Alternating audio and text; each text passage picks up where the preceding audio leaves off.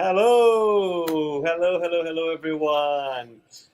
Good evening, good afternoon, good morning, greetings. Yes, I don't know where you are, greetings. what time it is there, but welcome. Most welcome. um, Welcome to another Time to Talk, where we talk about different mediumship topics. I'm Rafael Caldas, and I'm here with Faye. Hello, Faye. How are you doing? Hello, Rafael Caldas. How are you? I'm fine, thanks. Glad to Uh, be back. Yes. Yes, me too. And I want to start saying thank you to you and Munir for last time. Very nice conversations. Um, but I'm glad to be back. Um, yes. so, if you are joining us for the first time, what is Time to Talk?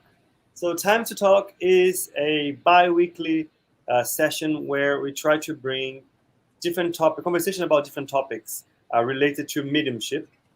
So, if you have any questions or doubts, if you have anything you'd like to share in terms of your own experiences, um, this is the idea of Time to Talk is to open up this session, this moment for people to participate, to come, to bring, to talk. The idea is not to have a lecture, but more of a conversation. Um, so it is as dynamic as you guys make it, guys and girls, make it.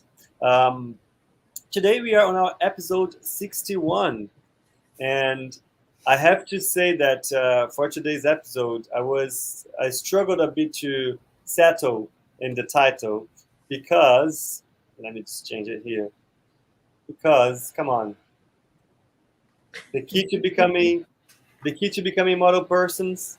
Seriously, as if I could give you that key because I have it. Yeah. It's Well, not quite like that. um, I mean, I know about it. I studied about it. I read about it, but I'm still learning how to use that key. Let's say. mm, But anyways, let's see what is that all about. Before we dive in, our quick announcements. Time to Talk is brought to you by three main groups: Spiritist Society of London, SSL. It's a study group that we have based in London. We have a few sessions where dedicated to studying Spiritism. So have sessions online, have sessions face to face. If you'd like to know and get involved, please go follow us on those channels. Then SSL is affiliated to Buzz. Buzz is like a federation of spiritist groups in the UK, trying to connect and encourage the movement here in the UK, helping the different groups to talk to one another, initiate some activities, studies, and so on. There's a lot of content and events that Buzz has been behind. And last but not least, Cardiac Radio, which is one of the probably the main content broadcasters in terms of spiritism in English. It's been around for many years now. There's a lot of content in different initiatives. Go follow them, like their pages, so you don't miss out on anything that they are bringing. Right.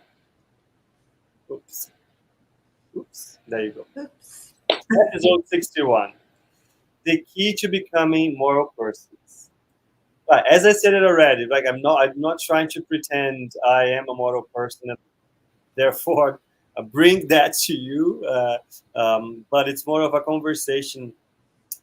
And the reason why we're talking about this topic is we in many conversations that we had previously about mediumship, um, we touched upon the responsibility, let's say, or the commitment that anybody working with mediumship should have or should strive for, um, regarding their cultivating the right or the best companions, spiritual companions, let's say, um, around them, and how that is key to getting involved with mediumistic work and seeing good fruits of the work and so on. And we always go back to the same key, which is, okay, but how do we do that? How do we ensure that we are getting the confidence, they get involved by spirits that are serious, they are good, they want to do good, they want to get involved in work with good intentions. And I was talking about like that comes from your own reality, like your own surroundings, how you do things, how you face things, how you face the challenge in your life, how you're trying to improve yourself to be a better person, what you're prioritizing in your life, how you're keeping your thoughts, your ideas, and so on.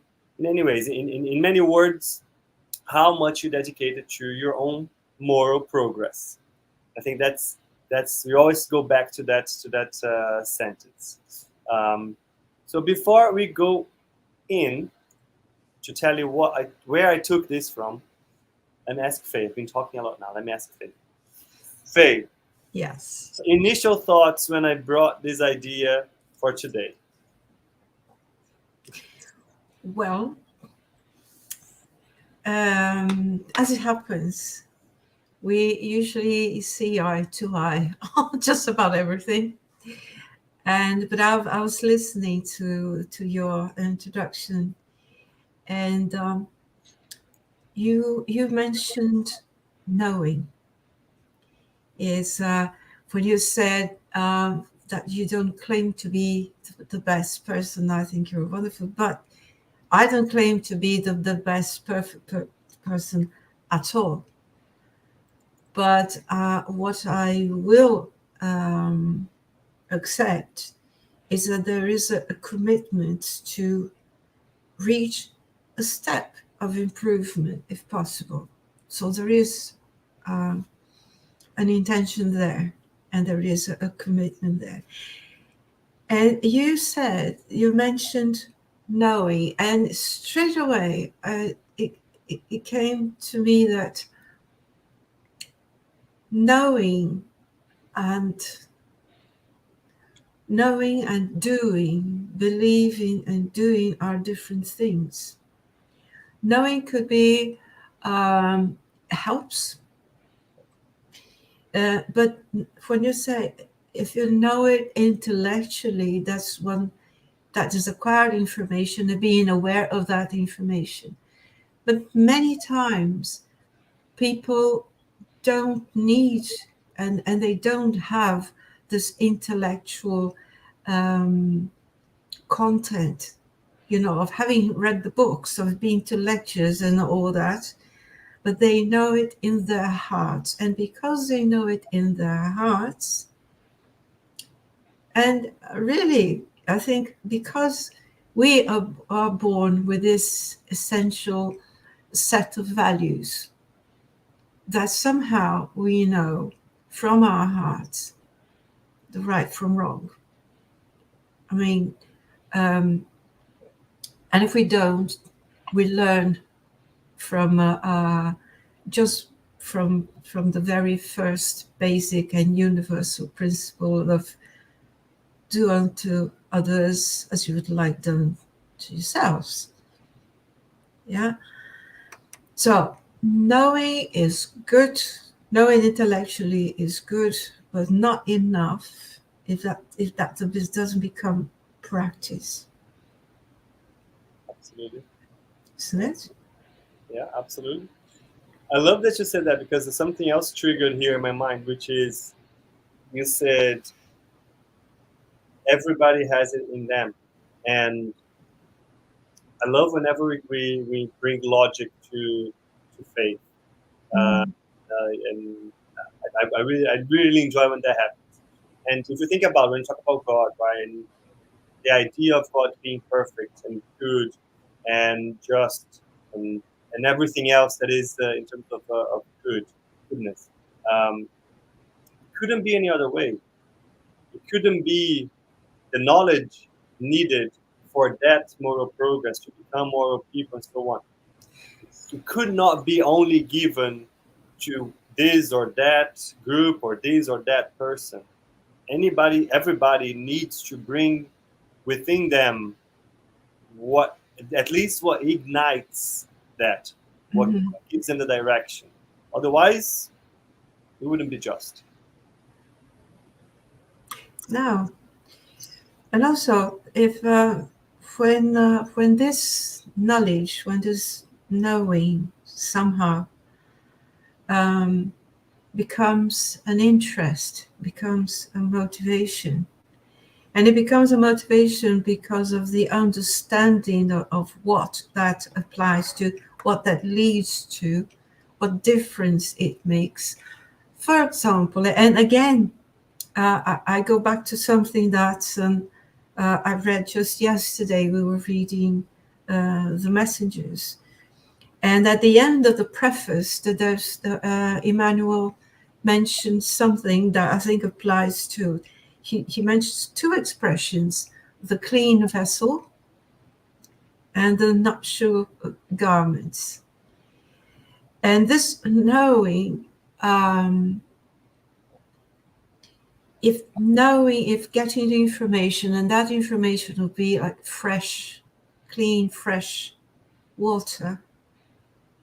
And if we should be compared to vessels, they're going to accept and receive that water, the fresh water of knowledge. It would make sense that we strive to improve, to clean the vessel, to cleanse that. Take the old habits, those things that we feel that haven't worked. If they haven't worked so far, chances are that they won't work from this point onwards, because they hinder any improvement. They are usually cause of distress or of ill exchange or exchange and interaction with other people. So they haven't been positive to anyone. So if we strive to think about it and find ways to identify what is it that's not working, can I change that? And if I change that just a little bit, just as you would move the old aerial to fine tune, to find a better signal, we can do that with ourselves, to attune to that better signal, to be able to receive and retain the healthy, fresh water of better knowledge. Instructions, yeah. Yeah. Absolutely. Before, I think you described some things that I want to rephrase to see if I got it right. But before I do that, I see there's some people online. I want to say hello to them. Hello. I will invite them, first of all, to just drop a note telling where you're from today. And when you talk about the key to becoming other persons, what things and what are the elements that you, when you reflect upon it, think are those keys or the key to become more person? Faye, you were talking about this, I guess, preparing or the interest of in that specific topic is what will prepare you to absorb the knowledge, to search the knowledge, to seek for the knowledge. And as you were talking about that, all I could think about was goes back to the self-awareness, the knowledge of yourself, knowledge of thyself. I think we a few episodes ago we talked about that know thyself, that maxim, and I think it pretty much that keeps coming back to me when you talk about we have it within you. There's knowledge out there, but there's an interest that you need to have. There's a reflection you need to have. There is a self-assessment that you need to run. No one else can run for you, to prepare for for that, to understand that, to absorb that, to Yeah, there is a potential. The potential is there, and let me again give one of my examples. To make to bring it to visual and to everyday possibility. Because I'm not even talking about being mediums or mediumistic. I'm talking about being human. First of all, absolutely. well, imagine that, and I can tell you myself. I can look around and appreciate all sorts of things and not have any particular interest in anything until the moment that something catches my eye, something is intriguing, it's interesting. It inspires quality there somehow. Let's imagine that I am completely oblivious and blind to car makes. I look at cars, and to me, they are all absolutely the same. I really can't see the difference unless I decide that I should know a little bit more, because I will need that knowledge. If I want to do something that involves cars, I should learn how to pay attention and appreciate them a little more, and know that there are essential differences that go beyond having four wheels at the front and the back. Yeah, to me, cars are colors. Oh, they have different colors, but what make is it? And then I become aware. Oh yeah, there are different makes. There are different qualities. So from this very simple example, meaning when you step into something that triggers an interest, that interest is what motivates you to go a bit further. And what could be an interest? For example, to stop a situation of continuous repetitive suffering. Why am I suffering?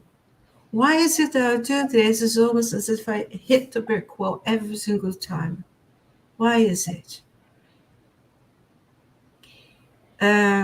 Maybe I should step back, observe that wall, and maybe I will find that right next to it, there is an entrance, there is a gate. There's a way to go around it. But if I keep just focused on that direction, I will always hit the same obstacle and feel the same injury. However, these moments of awareness, of being tired of the same situation that does not work, will take us to go back a little bit, be a bit more critical about things. It's not about pointing fingers at anything or finding fault in anything or anyone. It's just my way that doesn't seem to be working. So let me step back, look at things a bit more objectively, and try to get some information and some guidance that could help me divert from that and find a better way forward. So, in my way, there will probably be other walls, but from the first experience, I will not wait until I hit the next wall. I'll wait and anticipate what could be the next obstacle and how am I going to get out of it. Does it make sense? Makes total sense. And I like the car example that you bring, because whenever we're talking about moral improvement, moral journey, moral progress, it's very easy to be lost, or just scratch the surface in terms of, oh yeah, I need to be a better person. And the difficulty is how do we bring that then to the practical life that I'm in at the moment, right? So what does it mean to me? I'm not hurting anyone. I'm not breaking any laws. I'm not, stabbing anyone in the back at work. So what do you mean by that? So if, for many of us, if we hear things like that in terms of, oh yeah, I need to be better, I need to be a better person, and so on, and then you just stop there, it will take a lot longer, a lot more, until you realize, oh, what do I want? Actually, what does that mean to me? What do I want to change? Where is it? And that will come from this moment of reflections. So when we were talking about identifying what are the things that you want to change in yourself. So, for example, if I lost a line of thought. For example, if you say like, I want to be a better person, oh, I remember what I wanted to say. How do I look within myself and identify? But what is bothering me? Where are the situations, or the people, or the decisions, or the environments that I'm not comfortable, I'm irritated, I'm upset, I'm angry, I'm sad, and so on. So what are the things that my position in that moment, in that situation, it doesn't quite sit right, it doesn't feel comfortable, I'm not happy with how that moment is, and why? And that's where again goes back to the self-awareness and the reflection and knowing yourself. That is what's going to start triggering the practical elements of what does moral progress means to you. Is it because I'm in a situation where I had to make a decision, and in the end I felt like somebody else might be hurt or upset or whatever, or maybe I'm only putting myself first and only thinking about my interests, not even considering the impact on others, or I'm making calls and making decisions, and then later on it's coming back to me that it generated this consequence to myself or to someone else that I didn't really think about it, and now it's too late to change. So those are the things that will bring to your practical life every day and so on what you want to change, what you need to change. But it's not something that's going to be, oh, I'm going to tell you those are the elements that you need to see in your life, or you're going to get a book and you're going to say, like, yeah, you need to do this. It will come from you. No one else will know that. Yeah, that's true. And if anyone asks me, well, yes, but is there a recipe? I wouldn't say there is a recipe in the sense that, well, you add this and that, and then voila, so you've got a miracle in front of you. No, this means that we decide to start to get a process. When we go from this is how I see it. If anyone thinks it's different, please feel free to say it. All right. From knowing, let's say, and this now I'm transposing it from being general personal development into being a medium, so bringing the whole thing together. So from knowing, and you get the information, and then we feel that starts to make sense, that brings a little light of hope. So instead of saying, now we're going to change it, turn it 180 degrees and change it completely. So take that amount of information, that bit, and put that to practice. Try. putting that to practice, you feel comfortable, you feel that that practice is comfortable, it is working, it's already bringing this refreshing those moments with a new light, a new feeling. All right, so let's act upon that. Just like with everything, don't we do that in life? We look at something new, we acquire something new, then we try it on. We try shoes on. Why don't we try everything on? Yeah. And then we say, yeah, I'm fine, I'm comfortable, it makes sense, it's good. Okay, now let's walk with it. Let's act upon it. Yeah. And if you allow me, then from acting to me will bring 4 aspects. Basically, acting with fairness towards other people and fairness towards ourselves. We can't forget ourselves. It's no use trying to be excellent and perfect towards other people if we keep hurting ourselves. The inner man, the inner woman, the inner child. If we don't love ourselves, like Jesus said, how can we possibly love anyone else? Yeah. So that's Jesus. That's not. So that's basic. Either we like ourselves and understand and give ourselves a chance, or we won't be able to empathize and give a chance. From that, we act with resolve. So then we spring a determination. Say, yep, I want to carry on this path.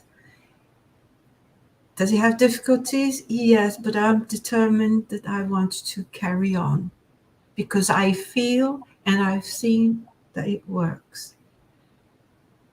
And it makes my life lighter. There's more light coming in. That, with all that we act on hope, with fairness and resolve, we start to develop hope, which is a hope in improvement, a hope that the next step will be better, will open new doors, new windows, and trust. Yeah. Because then we trust. If we trust our Father, we trust our teachings, we trust our network of support from friends, from benefactors, to move on. That's how I see it. Nice. It's a very nice cadence of how to get there. Let me say hello to Guilherme. He is here with us saying hello. He's saying it's good to be here. Thank you, Guilherme, for joining us. Good to have you here with us. Hello, Pepe. Hello, Guilherme. Let's see. Let's wait until he sends us his tricky questions. Faye, when you were everything you've been talking about, and now when you were talking about this, I like the cadence that you presented because it's starting to hint what we are bringing as the key to the moral persons, and I'm gonna tell it in a second what I'm bringing. I'm not saying it's actually we got it from the gospel, Okay. but one of the things that you mentioned links back to that. It was not that. Earlier in this study today, so we were doing our online studies earlier today, and we read a message from Emmanuel as well. So same one that had the preface for the messengers. Yeah. And it was a messenger. It was a message about um, asking for help, which is fine, praying, asking for help, but being, once you asked, being aware of the signs that come around you, um, because they can come in many, many ways. It Mm-hmm. might be a page that you read. It might be, a post that you see on, on social media. It might be a video that you watch. It might be a friend that brings a problem to you, and through his or her perspective, something comes, an insight comes, and many other things. Um, and that was a for me the link that we when you were mentioning about the trust and the hope. That was a good link with that, because we know things are going in the right direction. We might not see and so on, but we need to have that reminder and that trust that things are going in the right direction. Things will get better, will improve, and so on. Um, but earlier in our study, we were talking about how we are still very stuck in our frustrations when we think about improvements and change in Mm-hmm. general. We're Yeah. even talking about, I remember I've thought a lot about the corporate world. Like when you need to implement something big, it's a change in a process, it's a system, or whatever it is. Sometimes you get paralyzed or you get afraid because the size of the change, the size of the job is so big, and but there's no other way to implement anything, any transformation, other than one step at a time. Yeah. Every day, small improvement, small progress, a little bit more than yesterday, a little bit different than yesterday. Sometimes it might not even feel that it's better or more, but it is something towards that. Yeah. And not and then how would your own transformation, your moral progress, be different than that? Something much more difficult. Imagine thinking about changing behaviors and emotions and Mm-hmm. thoughts and mindsets. It takes a lot. It takes a long time. Yeah. And we also get frustrated because we want, well, as soon as we realize, oh, and I want to change this in me, I don't want to be like that anymore, we just want to be like the other way. But of course, nothing in nature jumps in terms of evolution and progress. Yeah. It's always smaller, incremental steps. Slowly we get there. Yeah. And I think that is sometimes what we lose perspective on, and we get frustrated. And we need to be reminded that it's a steady but continuous small steps towards what we want to change. Exactly. And when it comes, when you said, well, how does that apply, and why should that be taken into account when one wants to develop the as a medium? Mm. Well, um, if we understand, if we accept that improvement, that our improvement, self improvement, even incremental, like you said, will take us to, and that will take us to vibrate at a different level. This new level would certainly be a higher level that will set us in tune with a higher level of company, of support, of guidance, and in the way that we work. If I were to be in a place, if I wanted to improve, but I'm surrounded by people who are absolutely exactly like me, and without much else to offer than I could do, so it would be absolutely the same. Unless I were a genius to work out and um, surpass all that by myself, which is unlikely. My only way out would be alone or with them, was to try to improve little by little until we are in a position to find a teacher, a tutor, someone who would know a little better. Yeah.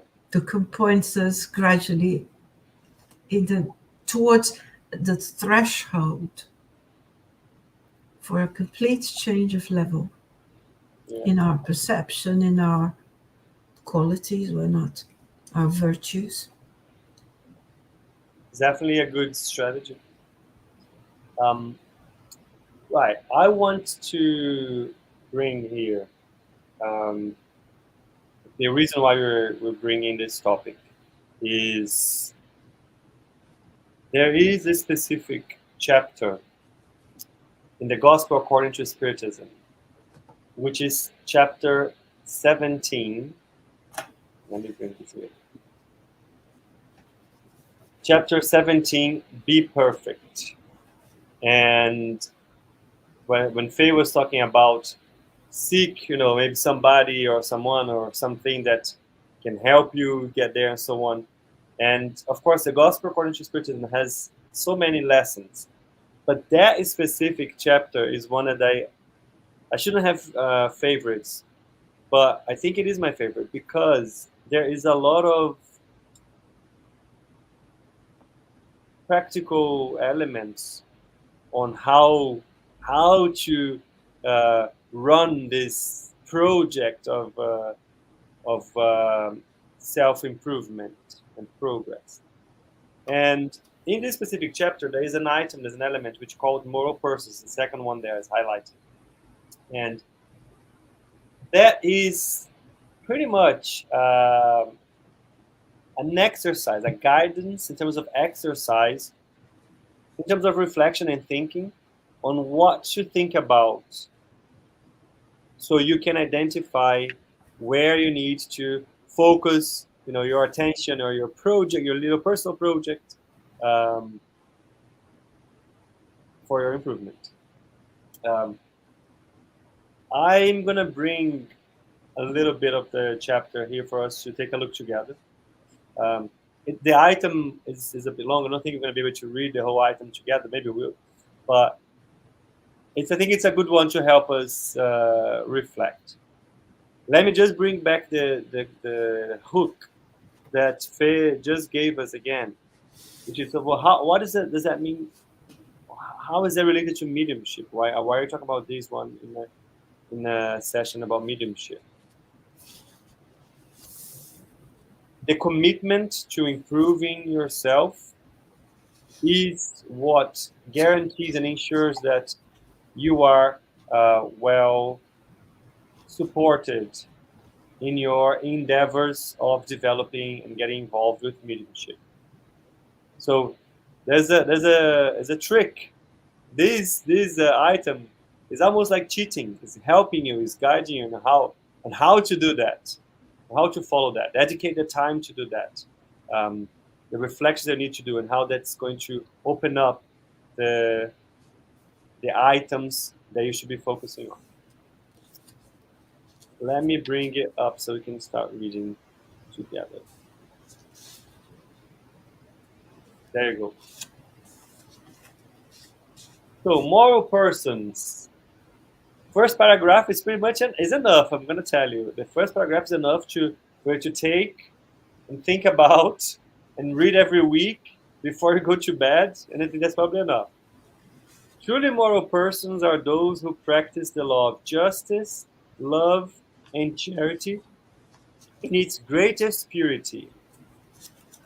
If they question their conscience about their actions, they ask themselves if they have violated this law, if they have done any evil, if they have done all the good they could, if they have willingly disregarded any opportunity to be useful, if anyone might have a complaint about them, and finally, if they have done unto others everything they would like to have done unto themselves.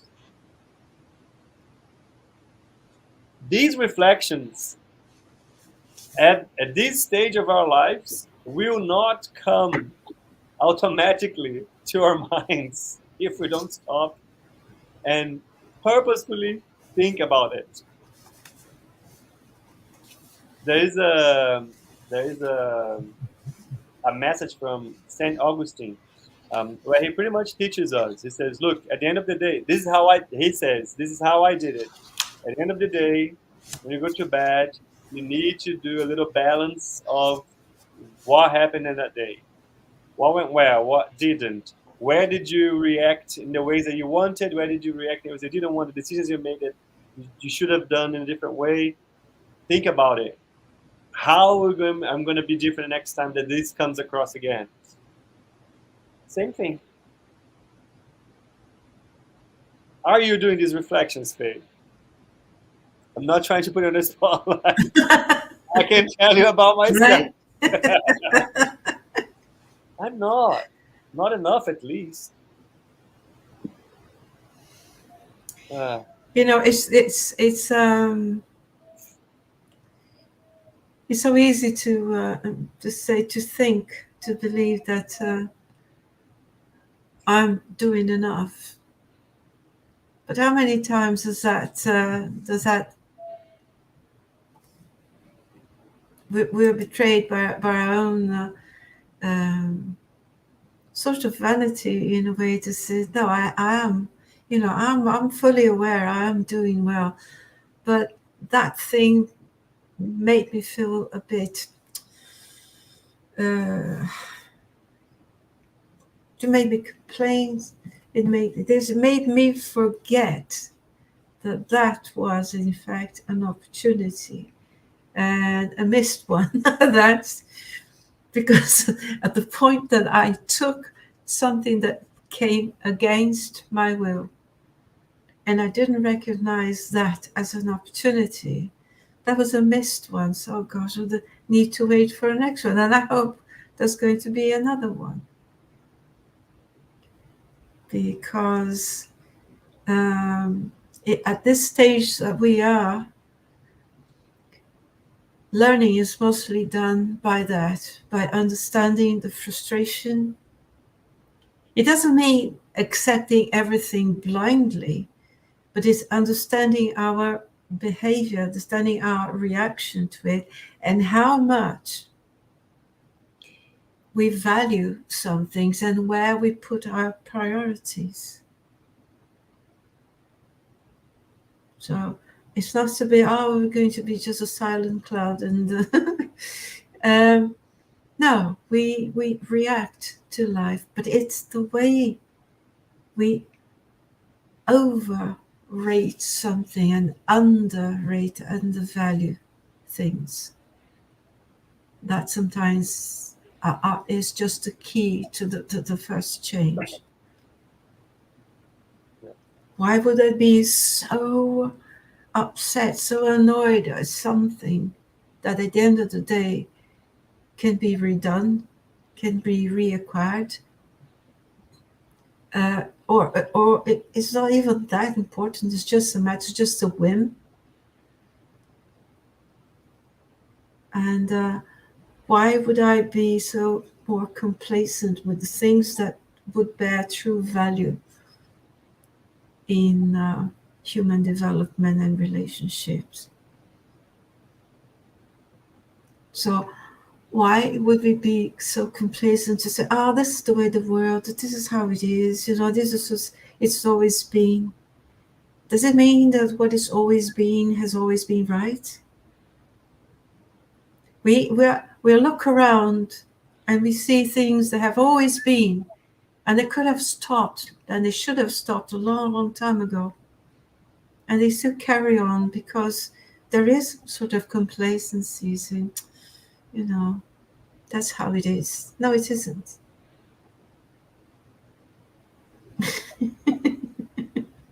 Yeah. It takes willpower. It takes courage. It takes benevolence towards yourself. And you were describing the beginning, like the whole understand also Sometimes it works, sometimes it won't, but don't be too harsh on yourself. Realize that moment was that moment, and another opportunity will come. But it takes awareness, and I'm gonna have to say this first paragraph from this passage, it brings what they are giving us as the key to a moral person. I'm gonna bring it back here. Wait. The little word. Sorry, so go ahead, please. No, sorry. Please carry on. This little word, right here. Conscience. Everything that we talked about, whenever we're talking about, so Faye, I loved when Faye in the beginning said we didn't rehearse, but it's always like an open conversation. So I love when you said that everybody has in them, and I say, look, it would be unfair if it wasn't that way, right? We all have that with us, because God gave us all the same tools to find what we need to get where into His plan, like in terms of being good and so on. Mm-hmm. We all have the conscience, but are we learning to use it? Are we learning to listen to it? Are we learning to identify when our conscience is telling us, flagging to us, this is the item we need to look at. This is what's causing the discomfort. This is the trait that you need to work on. We have it. I mean, I don't need. I'm pretty sure if everybody now think about their lives, their experiences, you will have examples to give in terms of things, actions, things that you said, decisions that you made, actions that you took, that sometimes right after you said, I shouldn't have done that. And sometimes months, years, decades later, you remember and you think, I shouldn't have done that in that moment. We all do, because we all have that. We all have what it takes. What we need to do is train ourselves, refine how is our relationship with our conscience. Mm-hmm. Yeah. When we set about to talk about this topic, the things don't happen. I don't really believe in coincidence. Things just happen and they dropped from a shelf, and that when you. Well, this, if I may read a short paragraph, this bit of information was dictated by the spirit of a former American Indian. Mm-hmm. Right? And he says, the object of all earthly existence is that human spirit is to be quickened. Earthly life has a purpose for all who dwell on your planet. It's sad that there are millions who are unaware of the spiritual reality on which their lives are based. Like troglodytes, they live in a spiritual gloom that is almost a vacuum.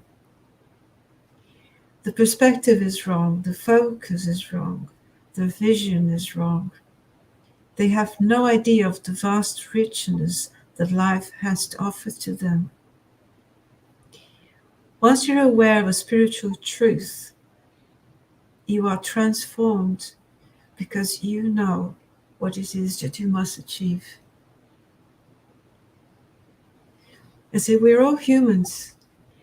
Thus, we have the flaws of imperfection within us.